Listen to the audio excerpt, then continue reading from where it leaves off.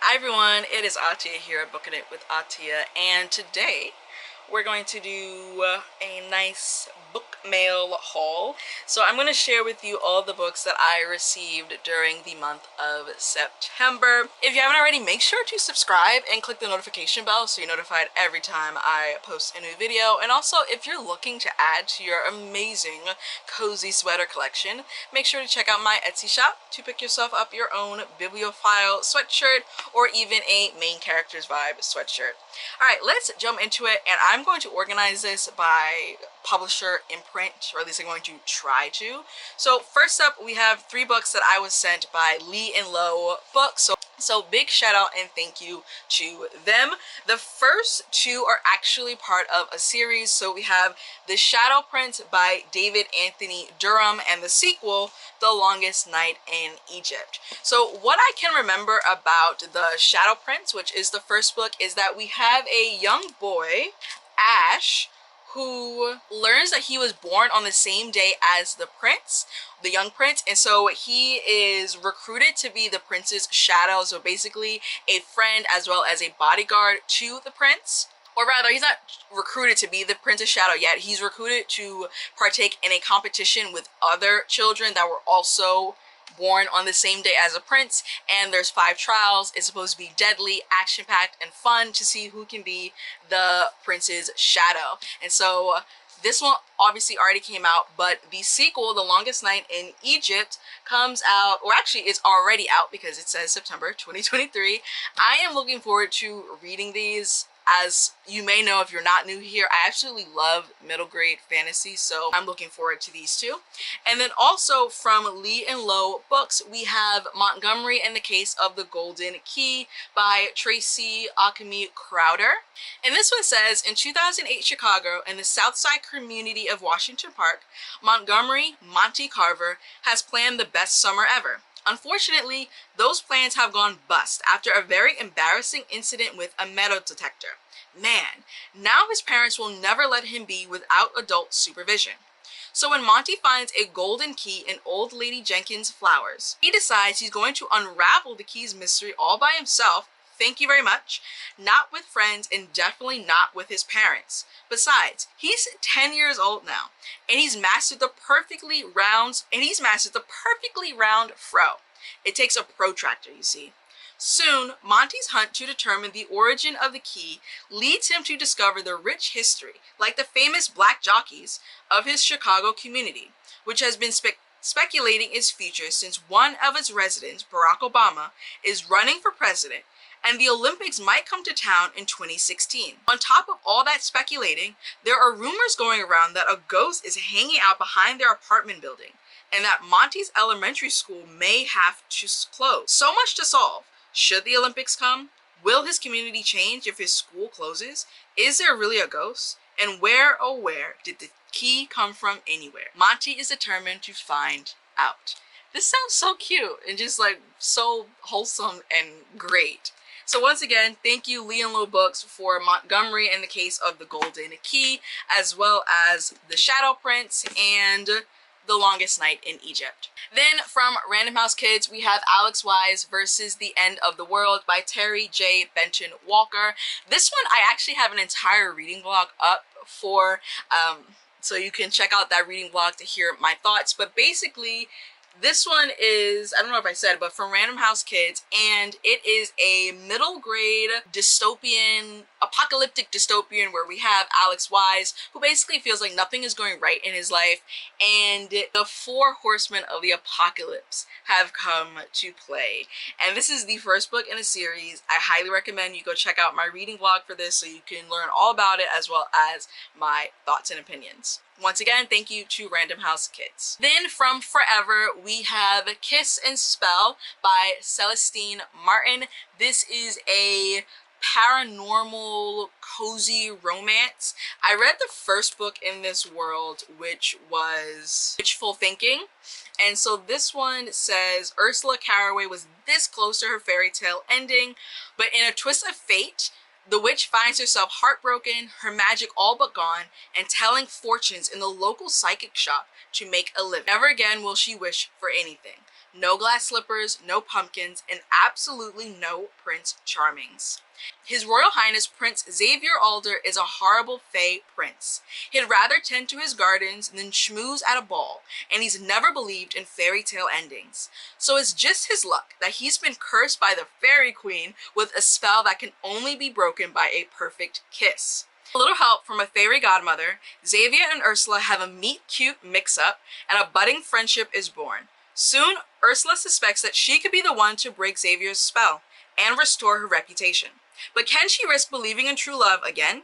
Even if it's the only thing that could save them. So pretty. Then from Unnamed Press, we have The Confession of Copeland Kane. This one is a supposedly biting literary fiction about this black boy who falls out of colored people time, is now a fugitive in America, and it talks about living up in a super social media heavy world, and it just seems like it's going to be so out there and just like sharp. I go through the full synopsis in my October hopefuls, so definitely make sure to check out that video. So yeah, go check that out if you want to hear me read the full synopsis of this one. And thank you to Unnamed Press. Then from Putnam, we have The Black Angels, the untold story of the nurses who helped cure tuberculosis by Maria Smilios. This is a nonfiction book that details, well, the untold story of the black nurses who helped cure tuberculosis. And I'm just going to I'll read the first paragraph of the synopsis. New York City, 1929, a sanatorium, a deadly disease, and a dire nursing shortage. In the pre-antibiotic days when tuberculosis stirred people's darkest fears, killing 1 in 7, white nurses at Seaview, New York's largest municipal hospital, began quitting en masse. Desperate to avert a public health crisis, city officials summoned black Southern nurses, luring them with promises of good pay, a career, and an escape from the strictures of Jim Crow. But after arriving, they find themselves on an isolated hilltop in the remote borough of Staten Island, yet again confronting racism and consigned to a woefully understaffed sanatorium, dubbed the Pest House, where it was said that no one left alive. Sounds like a thriller, but this is a nonfiction book. I don't know when I'll get to this, but I'll definitely be reading this in my lifetime when I'm in the mental space for it. But yeah, when I heard about it, I was like, absolutely, I've never heard of this, so I definitely wanted to have it so I could educate myself. And once again, thank you to Putnam. Then from Write and Vibe, we have Just Like Old Times by Chichima Cherry. This is a romance book, and it says Trey Dalton is charismatic, thoughtful, and accomplished, but every year he's sorely reminded of how he left the love of his life, Tristan Miller, without so much as a goodbye. Now, due to a healthy dose of fate and his mom's prayers, he's run into Tristan and is determined to prove to her that she's the one. Will he be able to convince her that he's changed, or will his past keep him from his future?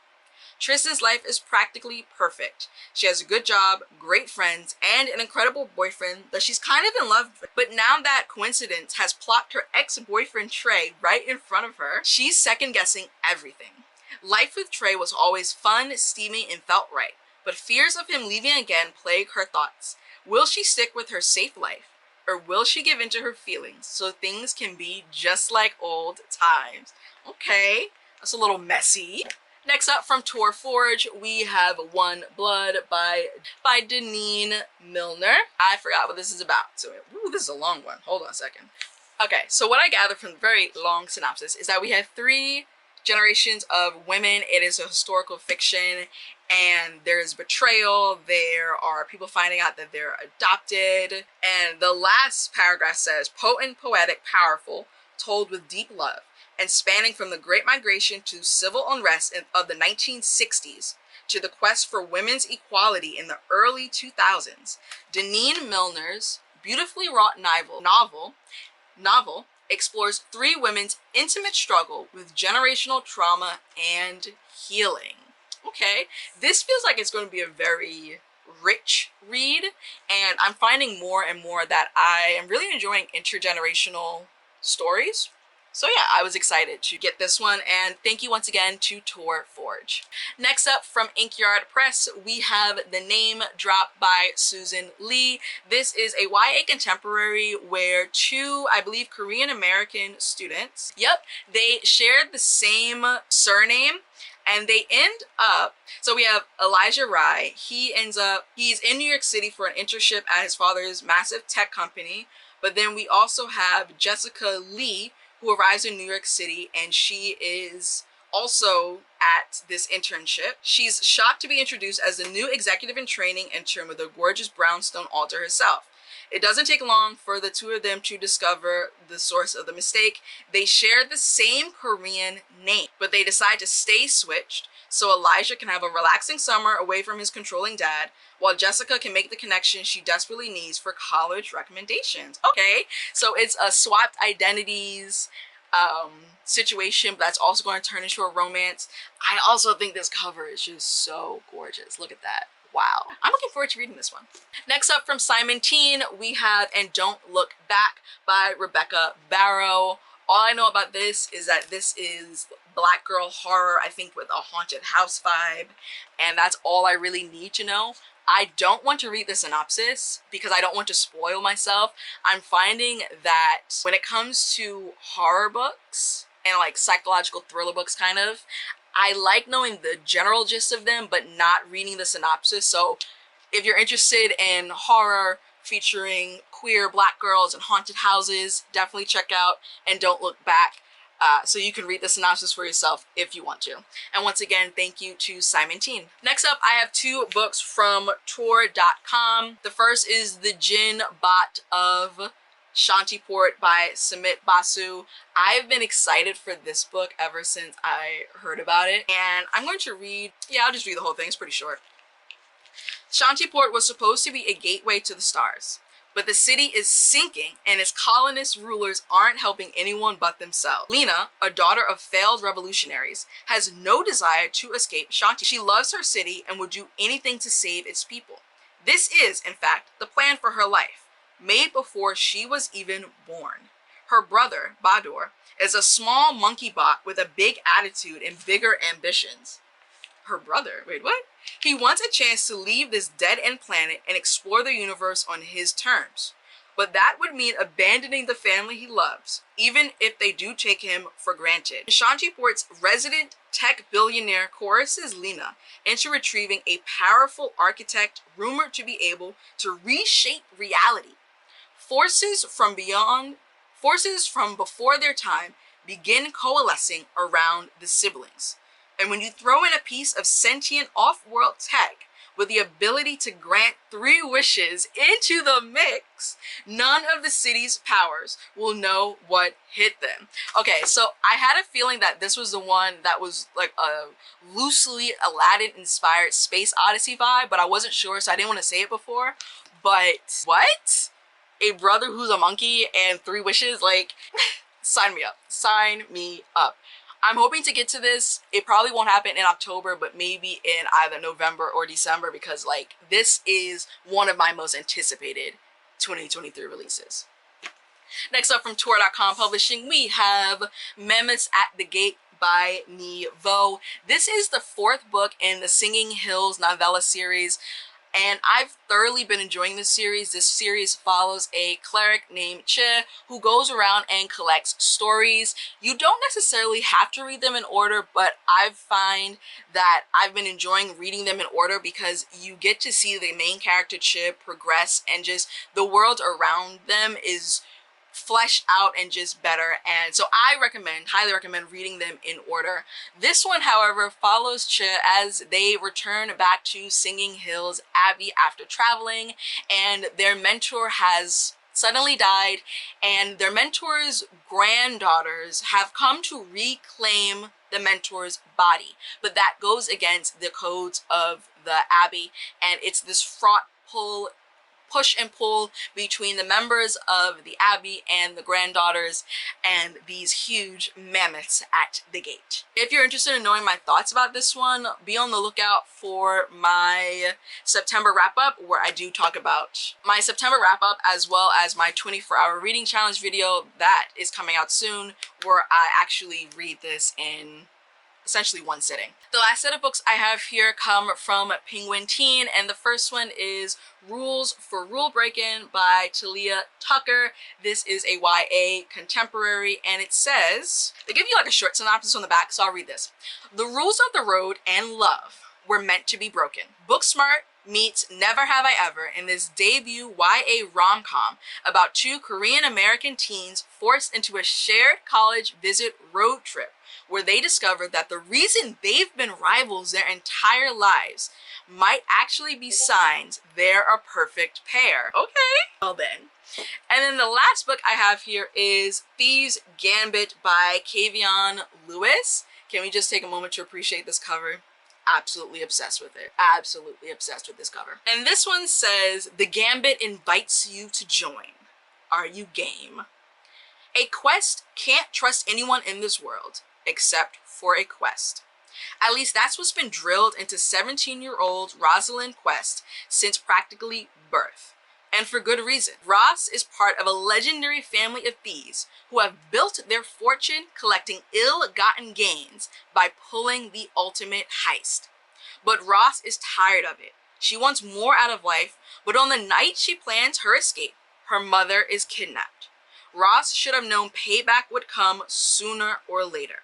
In a desperate bid to save her mother, Ross enters the Thieves' Gambit, a high-stakes competition for the world's best up-and-coming thieves, where the winner is granted one wish for anything. Again, thank you to Penguin Teen. All right, that wraps up all the books I received during the month of September. Thank you to all the publishers for sending those my way. I truly do appreciate it.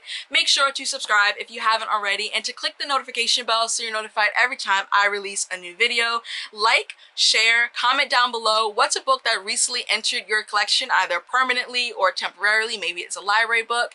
Also, if you're interested in getting a cozy new sweatshirt, check out my Etsy shop as well as my Bonfire storefront.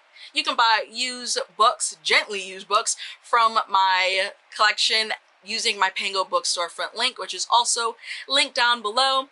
And I will see you in the next video. Bye! Showing. I ain't living for the moment. I see what's mine and I want it. Hungry like a Pac-Man. I'm Bruce Wayne and Batman. I'm Naruto with a Hanzo. Got a sharp mind like I'm Einstein. Plus I'm copy brain, so it's all mine. Check it for me, I'm in the sky.